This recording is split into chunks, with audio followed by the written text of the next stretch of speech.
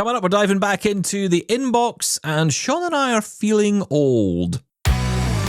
You're listening to Double Tap, your daily accessible technology show.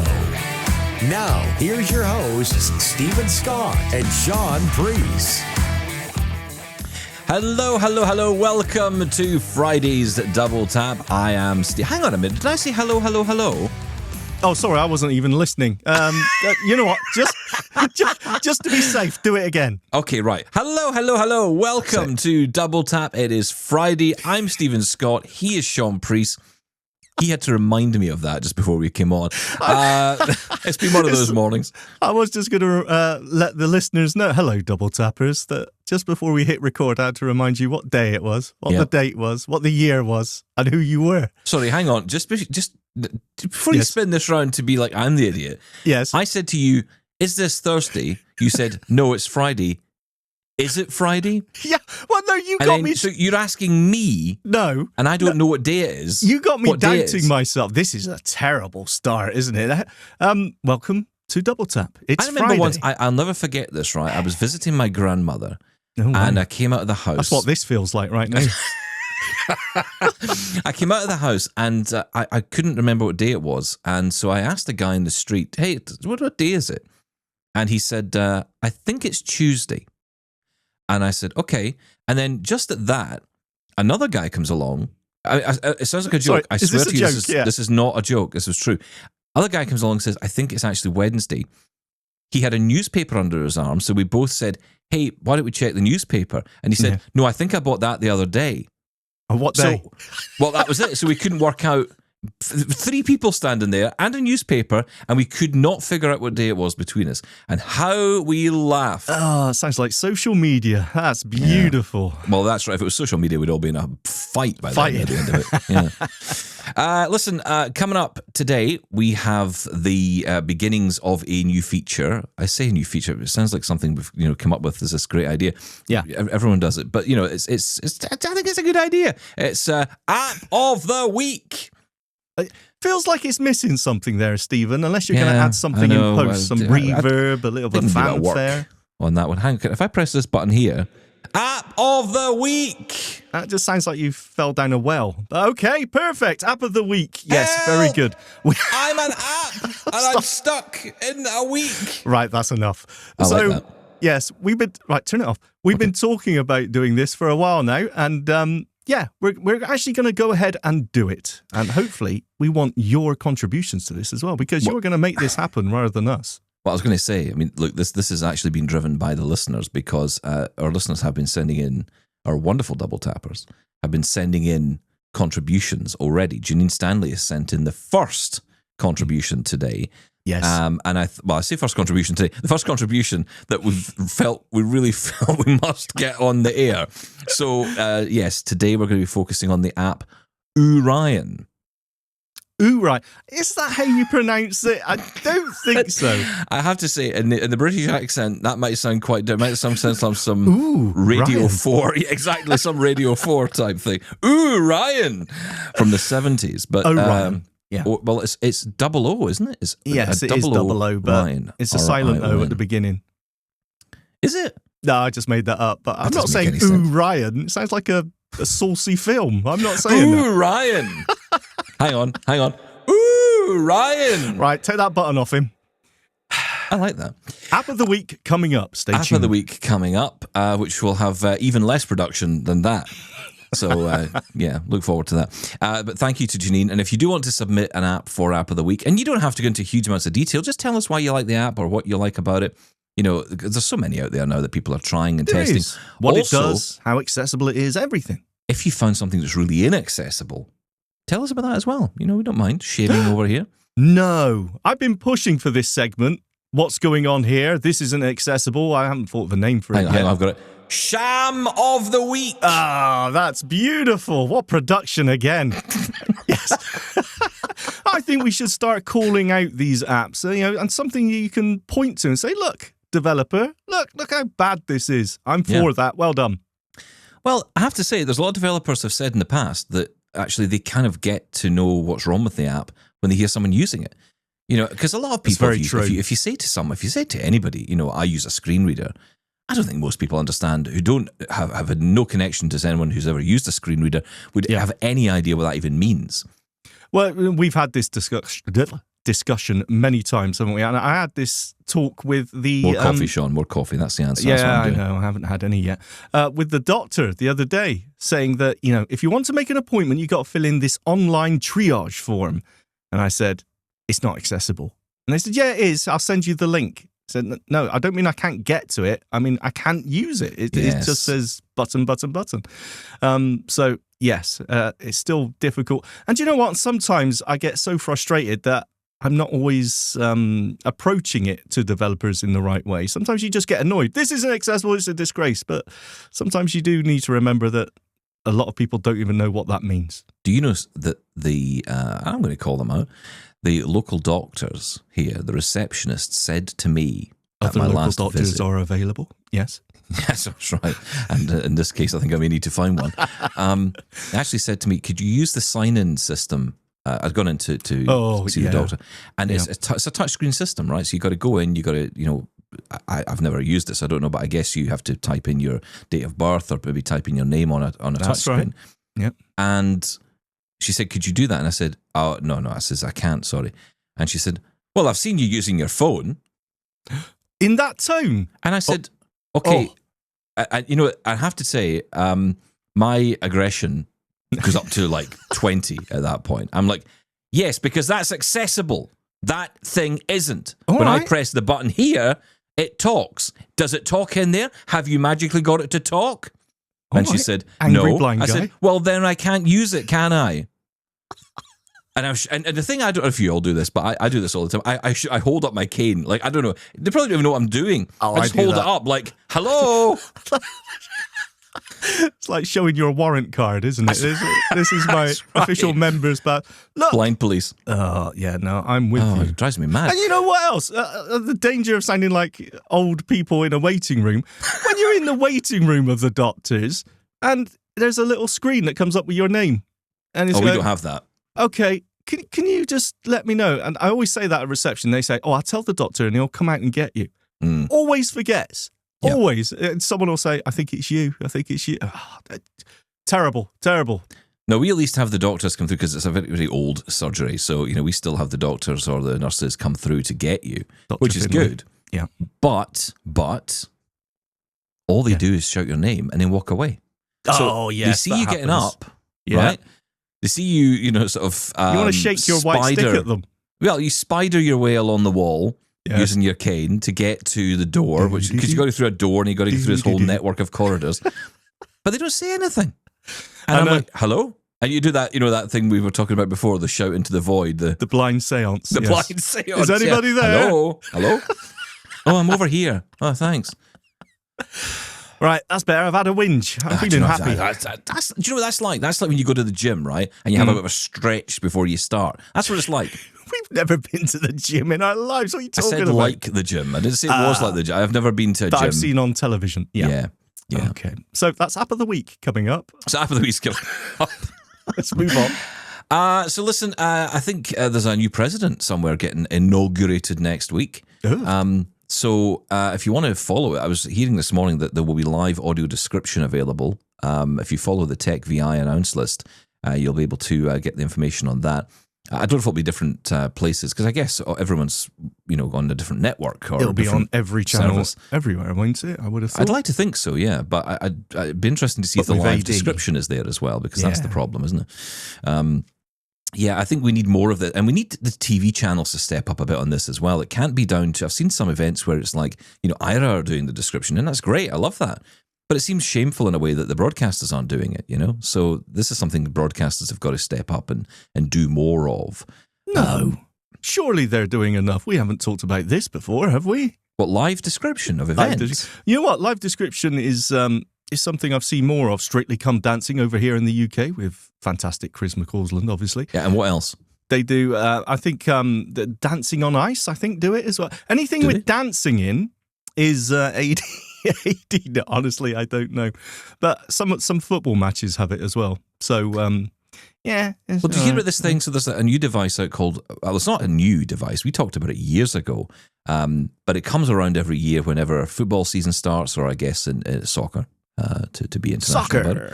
Yes. Tennis as well, I think it's quite popular. But football in particular, there's this thing called One Court. It's a device which you can have on your lap, and it kind of gives you a tactile representation of the game we did at play. talk about this. Yeah. Remember this? Yeah. So they're kind of touting this again. There's also the VR headset system that they used at Wimbledon a couple of years ago. Can't remember the company that was involved in this, but it was a phone network, a cell network, had worked with a tech company to bring these VR headsets where people with low vision, they could essentially be, present at the game or the match in tennis. Yeah. And they could follow along, but they would be able to see through the VR headset a really clear image of the game and follow it really clearly using VR, which I thought was quite clever. Yeah. And I don't know if the One Court system can do similar. I mean, you'd need to be keeping up pretty well You need to about 8 track different that ball. devices to take part. You need to be able to feel where it is with the One Court, and then VR headsets on, and then a headset to hear any description. I'll be hidden under a pile of tech. Well, the thing is, I mean, I like that, actually. That's the question, isn't it? Again, how much of this is about people just coming up with ideas and saying, hey, this is really cool, you should do this. And actually, if you talked to blind football fans or blind hockey fans or blind tennis fans or whatever, they would just say, audio description's enough. Just give me audio information. Just tell me what's going on. Yeah. Is that enough, or is it better to have a haptic display? I mean, Well, to me, arguably, it depends takes a on lot the of disability, right? Well, that's true. That's true. And also, I think a lot of it is down to how much you can take as in terms of information. Yeah. Like if someone said to me, follow this on this tablet, which is going to sort of, in a tactile sense, give you information about what's going on in the game, I think that would distract me from what was actually going on, and it would distract me from being part of the game or part of the crowd, which is kind of why you're there. Otherwise, you just sit at home. Part of the experience, yeah. I know what you mean. I don't know. I'm not into sport. Don't care. Yeah. Sorry. Well, glad we're up. Okay, so... I have no idea what we were talking about. Carry on. Okay, well, look, I'm going to get into a few emails because we've got plenty of them. So let's kick off. Who have we got here? We have Leander. She's been in touch. Hi, Stephen and Shaun. It's Leander. Just wanted to say thanks for the wonderful shows on Braille. I absolutely loved Wednesday's show where you were talking to the lady who's working in Scotland with blind children. I absolutely agree on everything what she said. They've all been very interesting shows. The other teacher you had on was great. Conversation with Stuart Lawler, and the man from Page Braille was wonderful as well. Yeah, I absolutely agree with everything that the Scottish lady says. I was born blind. I was taught Braille the same time as my sighted peers were taught to read print, as I've said before. And I'm 33 now. I think that the stats are wrong. I know there's only a small percentage of people in the UK who are totally blind, and also some of them have other disabilities as well as the blindness, where, some can't read Braille. My friend used to read Moon. He could read books in that, which absolutely amazed me, because his finger ends were no good due to diabetes. But as for the thing of Braille is literacy, I think when people say that, it's for people who have been Braille users or could have been Braille users all their life. And I do agree that it can help with literacy, because reading audio with audio isn't the same as reading in Braille. But I don't think that you're actually illiterate without Braille. There's people who can't read it, who read Moon, etc., which is wonderful. And, it doesn't mean that you can't understand things, but you do. There is cases where it would stand you in better stead with employment, but then again, there's others where it doesn't, because, a lot of blind people, whether they're Braille readers or not, are out of work. In where I am, once they say blind on your CV, the employer just doesn't want to know, or there isn't the funding to get the equipment. I know you can get access to work, but you can be weeks and months waiting for that. So interesting. Really great episodes. And interesting what the lady from Scotland was saying about dual users. We've always had them in our service for the blind. When I was in education, we had dual users, some who used a mix of print and Braille, and apparently it worked really well. Yeah, I absolutely love Braille. Anyway, thank you very much for a wonderful show, and I'll look forward to the next one. Thank you, Leander. Really appreciate the comments, and I'm glad you enjoyed the week. I know a lot of you have been in touch to say you enjoyed the week, apart from that one guy who said, enough of the Braille, which is fine, totally fine. And I'm sure others felt the same, totally feel that way as well. But it's also good to hear back from people that say they did enjoy it as well, so thank you. Appreciate it. And of course, the whole Braille literacy argument, I think is going to go on for a long, long time. I think what I'm really pleased about with the week, and this is kind of the key to it for me, was to really just open up a serious conversation, right? Everyone I hear who talks about Braille kind of just immediately jumps to, Louis Braille was great, and Braille is amazing, and it's literacy, and it gets you a job, and that's it. And it's so much more nuanced than that. And look, our listeners, and I think generally, I can't say everybody, but I would say generally, going by the emails we get, going by the contributions we get, we have a very smart audience. Yes. Way smarter than you and I. Yes. Goes without saying. It does, but I think it's also important to say repeatedly because it's true. But, the thing is that I get the impression that, this kind of level of nuance is not lost on anyone, right? And it's important to have that nuance right. Because, again, it comes back to this thing of when you lose vision. And again, this is the difference between blindness and low vision, right? When you lose vision in life, your world changes. You become vulnerable. Whether you like the idea of that or not, I felt it myself. I felt it when in 2017, when I was a confident guy, I was doing, lots of different things. I was running about, having, a great life, doing what I was doing, loving my work, loving what I was doing. But then very quickly, I became this vulnerable guy who couldn't access a computer the same way, who was still expected to do all the same things I was doing before, but couldn't do it.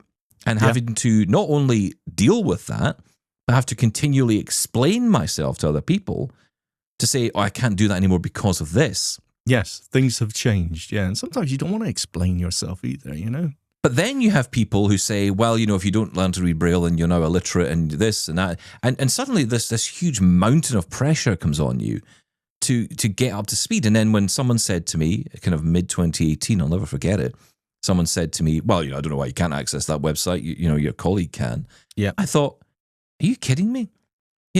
In a year and a half, I've gone from, being fully able to do everything I could do before to being unable to do any of it and having to relearn how to do it a totally different way.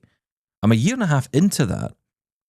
And you're saying the guy sitting across from me who's done this for about 20 years, can do something I can't? Yeah. No surprise, really. Well, and, you're all this pressure that gets put on you sometimes in employment in some respects, and a lot of people feel that way. Well, you're dealing with that, and then there's the emotions, involved in when you lose vision. Right. And the trouble is, if you're low vision to begin with, and then you lose vision, people just think, well, you're used to it anyway, and it's totally different, You get that all the time, don't you? You get people say, oh, you're used to it, aren't you? Yeah, exactly. And I'm like, yeah, I don't know if you'd be used to this, And the thing is, as well, though, even, once you've got over that initial loss, drop in vision, whatever it may be, even if you've had perfect vision, once you sort of a year in, 2 years, you still feel vulnerable now and again. Even if you learn all those skills, I feel perfectly confident, but you will still feel overwhelmed sometimes. You will still feel vulnerable. And again, it's about recognizing that and not feeling, last thing you want to do is pile shame and guilt on yourself, let alone from other people. You cope, you do what you can do. And some of that is internal, right? Some of it is you sort of feeling a sense of paranoia. Yep. You go through that, but you feel other people are just, angling towards you or saying nasty things towards you when they're really not. They're just making a statement, but you're picking it up. I mean, at the end of the day, it's often how we receive this. Oh, it's so complicated. It is. It is complicated. But the whole Braille is literacy thing, again, It's all about the context of how you mean. People can mean literacy in different things. You know, if we're talking semantically, it's just simply about the spelling and construction of words and sentences, right? It could mean that, or it could mean, you know, you don't understand a text, for example, you know, and it depends how people are referring to it. So if someone says Braille makes you more literate, it depends on the context of that. I won't immediately jump down their throat and say you're absolutely wrong, because you know what? I can't. No, I think it's true. I think it is true. Of course, my spelling has gone terrible since I've not been able to see print. This is just a fact. Can I tell you something? And this might surprise people, but there are a lot of people out there who will shout loudly about Braille being literacy. And I have struggled to understand their tweets or their messages that they send out publicly because, you know, the spelling is bad, or there's no grammar correction, or there's no capital letters, therefore no new sentences. It's just a run of words. Yep. And these are people using Braille. And I'm thinking, well, hang on a minute. If Braille is literacy and you're the one telling me that Braille is literacy, and, you know, then I'm sorry, but that doesn't sound right to me. But it could also just be that, you know, they're just putting out a quick post. I mean, I've done that before. I've dictated a text. But I'm sorry, but hang on though. You cannot shout and scream about Braille literacy and talk other people down for using dictation. Okay. See, I've heard this a lot. Talking down someone else. Yeah, okay. That's what I'm talking about. There are people who do that, and then equally they post, and it's unreadable. And so it's like, well, hang on a minute. You know, you can't have it both ways. Right, so you know, you either, if you're going to do that, you have to be very careful. There's an old phrase: "People in glass houses shouldn't throw stones," and it's true, right? Don't start shouting about this stuff and then send out a lot of nonsense, because you will be picked up on it. Yeah, by Stephen Scott especially. Well, look, I'm a bit of a niggle when it comes to this stuff, because I often think to myself, I get niggly about it a lot. You know, if someone talks about ableist language and shouts about the use of language, and then they use a word that I think would be deemed ableist, I love to call them out on it. Yeah, because it's like, well, hang on a minute, you can't complain in one hand and then use another word that, you know, would be deemed offensive to other people. So that's not right.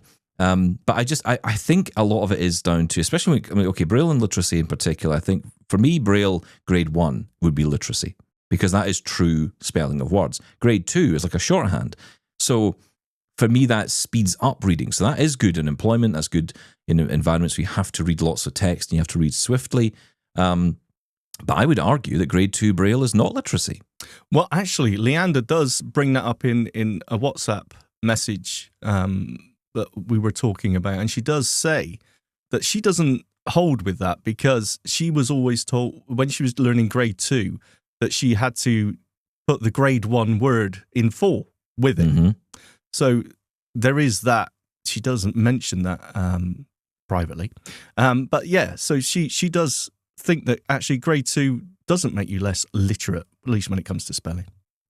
No, and I've actually heard from teachers who said this, who said that there was one teacher I spoke to, not our teachers who we spoke to on the Braille week, but a different QTVI, who told me that she had a student who couldn't spell the word could. And because they always wrote in grade 2, they couldn't actually spell the word. Yeah, I understand. I know that's one example, but you know, that is probably replicated across the board, because when you think about it, if you're writing in grade 1, you are writing out the whole word every time. You're writing in shorthand with grade 2, so it wouldn't be a surprise. No, yeah, I totally understand. To forget how to spell a word. It's exactly the same as the example I just gave, where because I don't see the words, the letters anymore, I forget how they're spelled. Because you're thinking in symbols rather than letters. Yeah, it's the same thing. If you get, I understand what you're saying. So what I'm saying is, forget grade 2, stick with grade 1. That's the future. Okay, beautiful. Don't listen to us. Do whatever you want. Also, bring back sacks of bags, sacks of books. I love the bags. Remember the sacks of bags? Remember the sacks of books? I remember getting a book from RNIB a couple of years ago.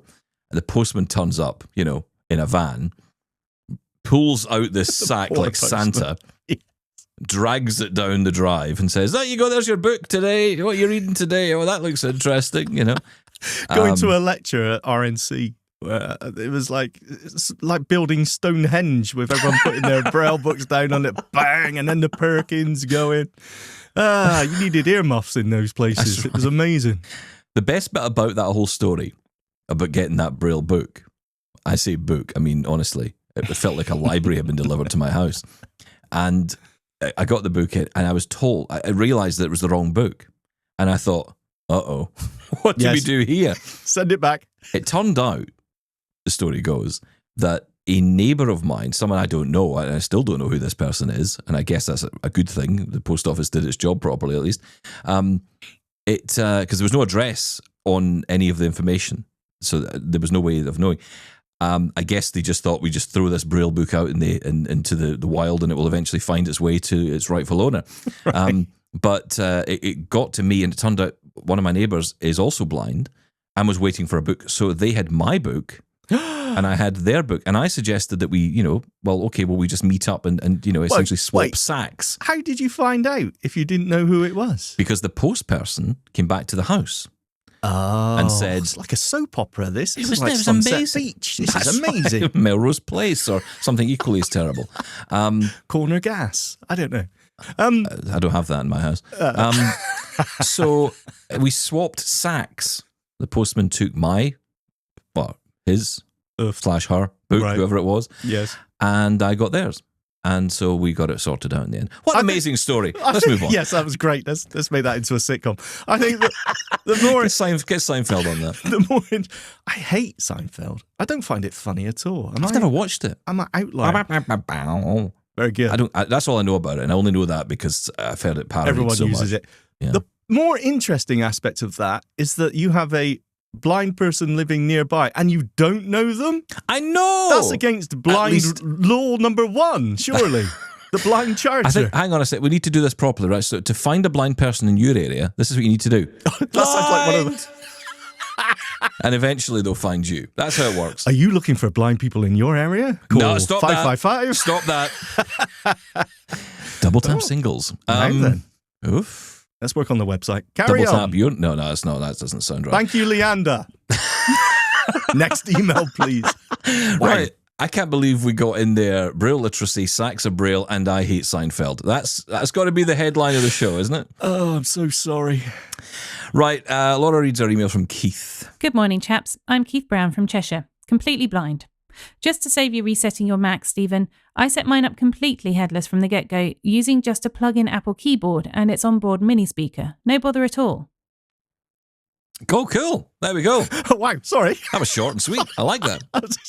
Straight to the point. So we're not used to that on Double Tap. Yeah, no, that's great. That's brilliant. That's one of the best things about the Macs in that way. I haven't tried it, and you're absolutely right, Keith, to tell me that, because I hadn't gone back to reset it since that point. So yeah, I will now know that I can do this without having to hook up a monitor. Don't forget though the power of I need that. Hang on, here we go. The power of HDMI dummies. Oh, unbelievable. Well, interesting point you bring up, because I've been having because talking about dummies. That's obviously. Oh, yes, the point is, I've been having back to our old self. A lot of problem with the Apple TV recently. I've been trying to watch Mr. In Between on Disney Plus. Other streaming services are available. And every decent programs are available as well. Yeah, I didn't actually like it. But the point is, every time I played it, it would play like 2 seconds and then say, HDMI CP problem. Your video cannot be played. Please try connecting to your TV directly. Okay. And you couldn't play the video. And I thought, HDMI cables themselves are confusing. They got all different versions. And I thought, well, maybe I'm using an old cable.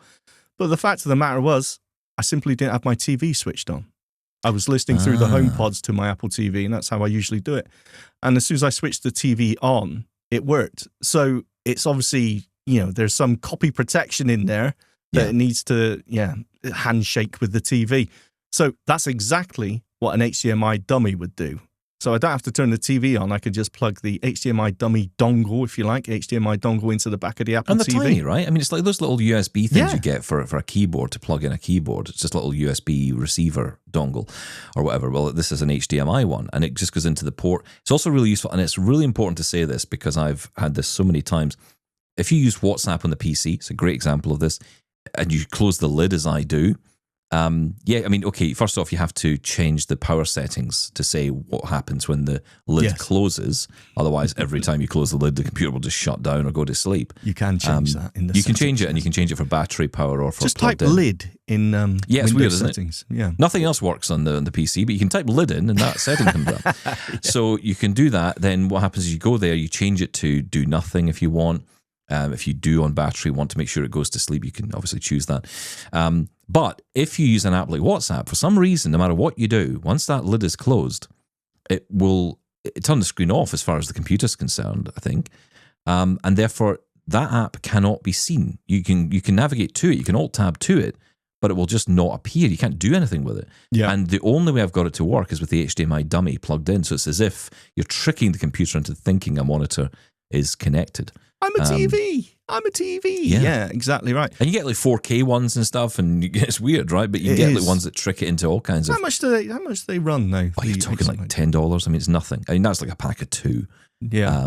$5. I mean, it's not expensive. They're really not, but they're really good. I mean, ideal for us, right? Yeah, I know, absolutely. Yeah, it means you could set one up, well, headless, as the saying goes, without a TV nearby. It's fantastic. If we were in the clickbait business, Yes. I would be like the $5 monitor. Would be the. Oh, yeah. See, I'm wondering if you get an HDMI dongle and plug the Amazon Fire TV stick into it, that would work, right? But then you need to get the audio out of your. How would you hang hear on. it? How would that work? No, you're not, because you need to plug the Fire Stick is an HDMI, Yes, and it would. Oh no, it is. so that wouldn't Yeah, work. forget that. Let's work on that. You're thinking how you could get that as an audio source. I mean, the only way. There are devices you can buy that you can plug HDMIs into to extract the audio out The of. audio, Whether yeah, or not, but they're a bit more expensive, aren't they? They're yeah, it was usually $50, $60, something. Yeah, like that. who's paying that sort of crazy money? I'm not Elon Insane. Musk. This is ridiculous. Yeah. I mean, Anyway. it's all doable. It is all doable. But I think, again, it comes down to that copyright protection thing, because I think the reason they do that is so that people can't pirate the info. You can't just plug that straight Yeah, of into a course. hard drive or something and, Yeah. copy off the. That's kind of what it's about, right? It was to get rid of piracy. But of course, it does have that impact for us. But if you do want to trick a computer, you can easily use an HDMI dongle.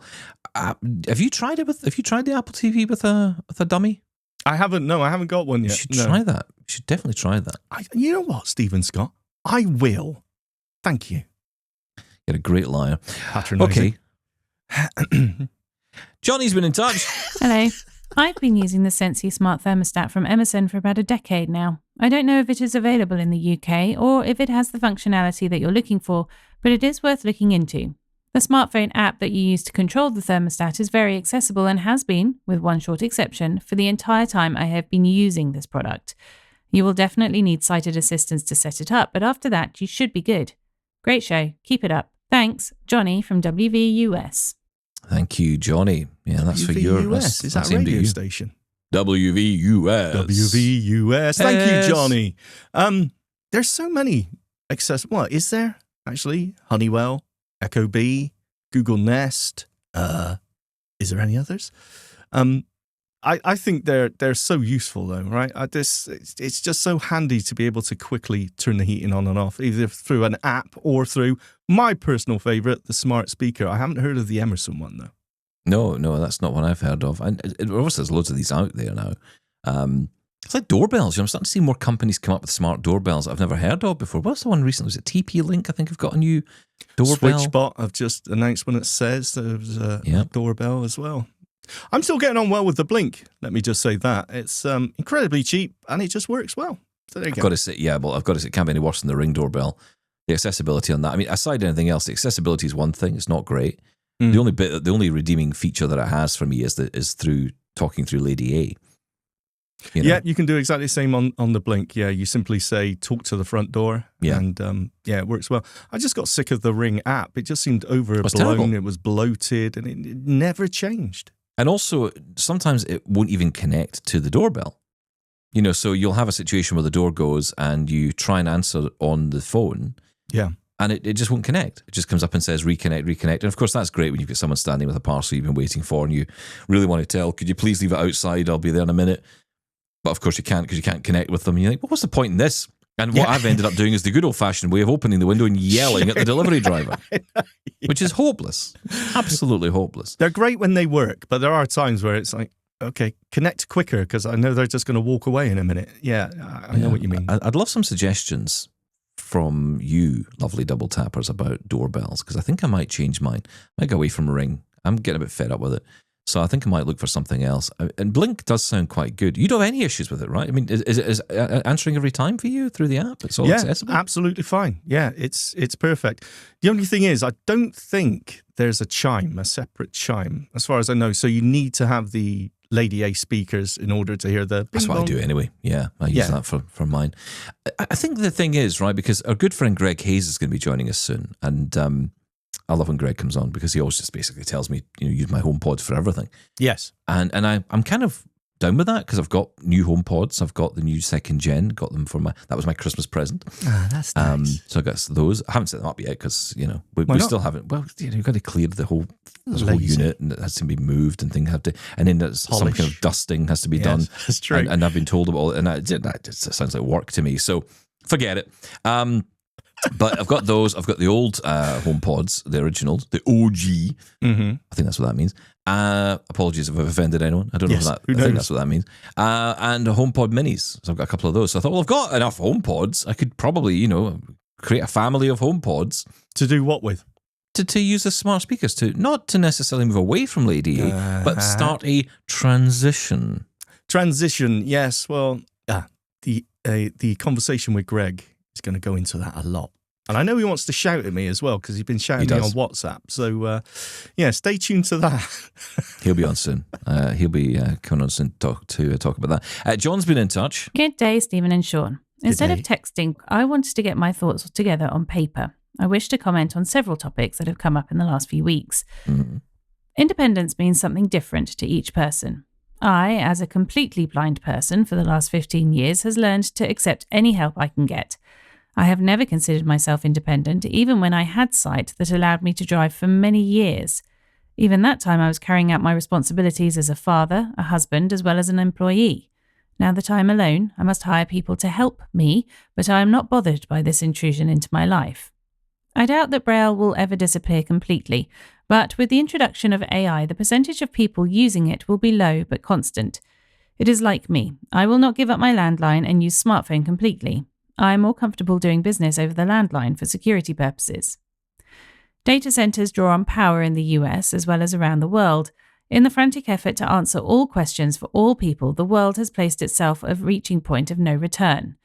I am a believer that a large percentage of current data demand is garbage in, garbage out. It seems to me that a limited number of new power sources are available. Science makes micro steps while politicians are at max speed forward. Quantum computing may help, but I am not sure how much. An example of the issue in miniature is what is currently happening in Fairfax County, Virginia. The homeowner is having to pay an additional each month in support of the data center development in that county. EV use of power is increasing. I think the number of EVs on the road is not only a function of power availability, but also the number of charging points. I think the current administration here in the US went at that problem backwards. It promoted EVs before an adequate number of charging stations were available through the country. The new administration is likely to curtail the installation of the charging points in favour of fracking.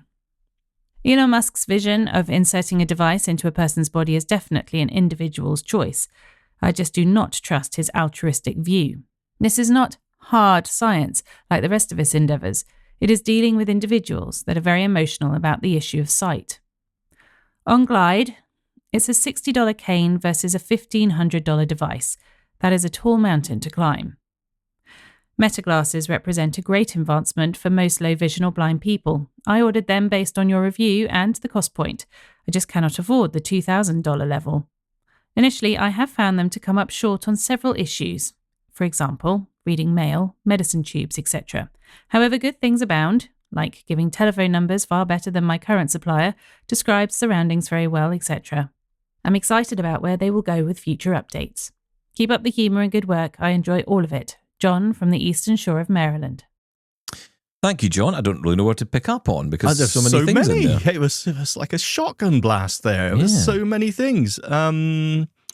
I don't know. You pick one, Stephen. Well, I suppose the one topic we haven't touched on as much is the whole data center usage. And it's interesting. I've been reading a little bit into this, the idea of a chat GPT query. If you type in something into the search box and then hit enter, you're using a kettle full of water to, be boiled. Of energy, the equivalent of boiling a kettle. Yeah. Which is the same as they used to say about Google search.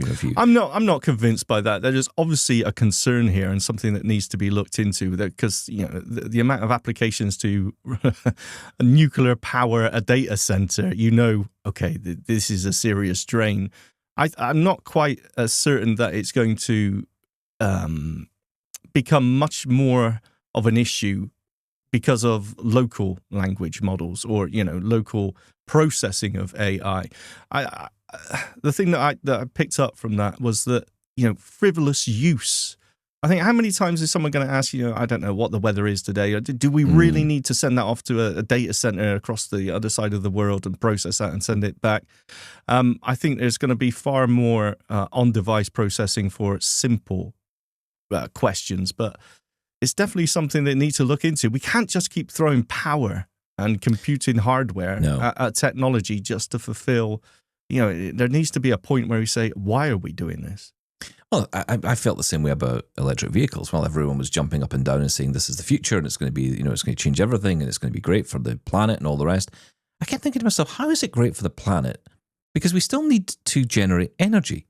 Now, of course, there are different ways to do that, but the solutions still seem to be the old-fashioned solutions that have got us to the place we're at today. No one seems to be, certainly they haven't seemed to find an alternative energy source that is as good as the previous ones, that gave us oil and coal and all those things. They're going back to coal mining in certain parts of the US. Yes. Fracking is another. Now, fracking's not good for the environment in any way at all. Certainly not good for the local environment. So I don't know. I don't know how you solve this problem. Is the answer EV? I don't know. I don't know how you get around it. I don't know how you get around this. You have a continually rising population. You have parts of the world that are joining, if you like, the getting access to the latest revolution of technology. In some parts of the world, getting access to air conditioning for the first time, getting access to better cars, getting access to the latest technologies. And those people, with the greatest respect, those people are not going to turn around and say, oh, so the world is crumbling, so therefore we should stop using this stuff. Oh, yeah, I'll turn my air conditioner off. No, they're not going to do that. They're not going to do it. They're going to say, no, hang on a minute. We've never had this before. We've got it now. We're not going to just turn it off because, US have had it for however many years. Now we get it, and that's it. But now they're saying it's bad to use it. No one use it anymore. Yeah, and no one's going to do that. Why would you do that? And that's the problem. So you have this increasing demand for electricity and energy. How do you square that circle? Well, I don't think Double Tap is the place to try and solve the world's energy crisis. But we'll turn to the expert, Joe Rogan. We'll turn to him. There you go. And let's be honest. That's where people are going for their information. Right? So come on, we can talk about it. Yeah, no, I totally get it, but I just don't think there is one answer. It's not as simple as that. I heard the argument that EVs, if everyone bought an EV tomorrow, then the power capacity wouldn't be enough. Wouldn't be there's so many different arguments. It's all about using energy more efficiently. Yeah. And some people may argue, well, that's investing in better technology, be it for less power hungry processors, faster processors that can do more things in parallel at once. But there's no one simple answer to this. It's an impossible question. Yeah. All right. Sorry. Well, you're right. There is no simple answer to this. But it's worth a discussion for sure. Okay, so let's move on. Ryan has been in touch. John, thank you for the email. Really appreciate that. Yeah, so many interesting points in there. Let's move on to Ryan. Hi guys. All the best for all double tappers for the new year. And I have a bit of a conundrum here. It's Ryan Kelly, I should say, by the way, before I carry on. My thing is, my iPhone, when I'm typing in my passcode, when I have to do my passcode, or when I've got to put in the password or any email address into any edit field, I don't get to double tap the keyboard with VoiceOver. I have to sort of feel my way around the keyboard and take my finger off it when I found the letter I want, rather than double tapping. Why would that be? Could it be a glitch with the phone, which it seems more than likely it is? Or is there any way I can fix it in any kind of settings way or anything like that? If you guys know anything, could you possibly let me know? Again, all the best and take care. Thanks, Ryan. I know you've been looking into this because I've had exactly the same problem for years. You've got many problems for years. Oh, I have, yeah. Yeah, I did get back to Ryan directly on this, but the answer was, as many people probably know, was the typing mode selection. It had somehow changed. So wherever you're entering text on an iPhone, be it the pin entry code on the lock screen or any text field, is it 3 different ways of entering text? You've got touch typing, direct touch, or standard typing mode. Yeah. And touch typing is where you do drag your finger, as Ryan said there, drag your finger around the keyboard. When you hear what you want to type, you lift your finger and it's entered as the text. Direct touch typing is what Steven says he does. I still don't believe him. I don't quite understand how that works. It's like VoiceOver isn't on, but it is on. You type as you would if you could see the keyboard. And standard typing is where you either drag your finger around the keyboard or swipe through the keys on the keyboard. When you hear what you want, you have to double tap to enter that text.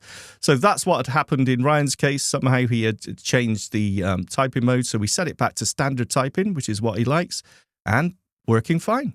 Interesting. Okay, so yeah, I do have it set to direct touch, which is probably why I have the issue. It does seem to be... How do you do that? How do you use it with direct touch? What? Well, How?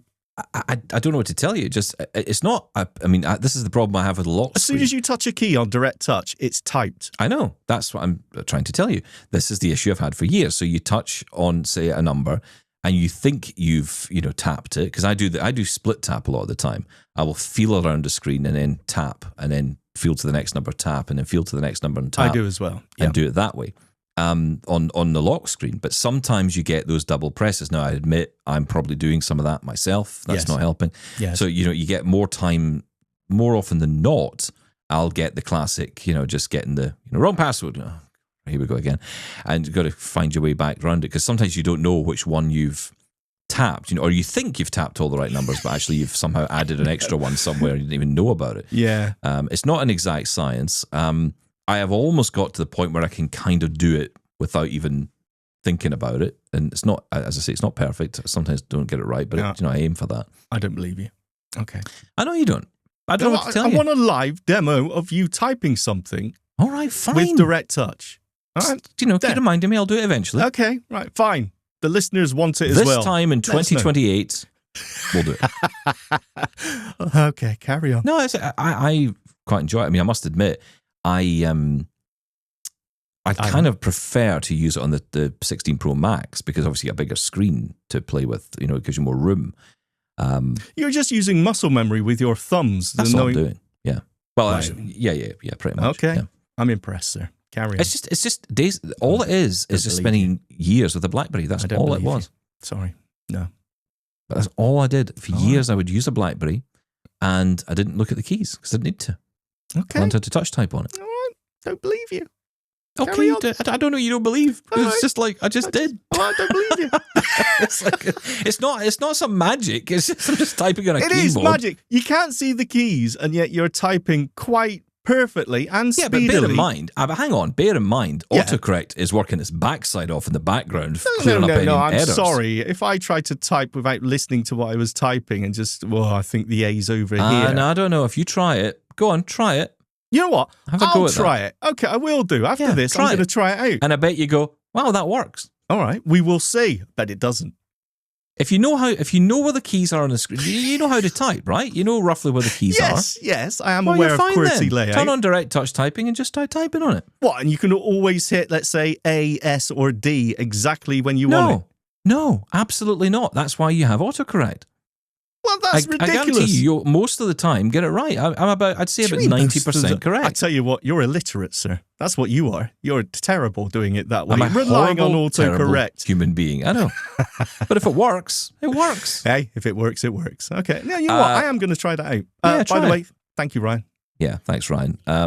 Let's go to Pete. He wants to talk about accessibility in the workplace. Hi all. I listened to your conversation on unemployment for blind people, and especially how many employers openly state they will not employ a blind person.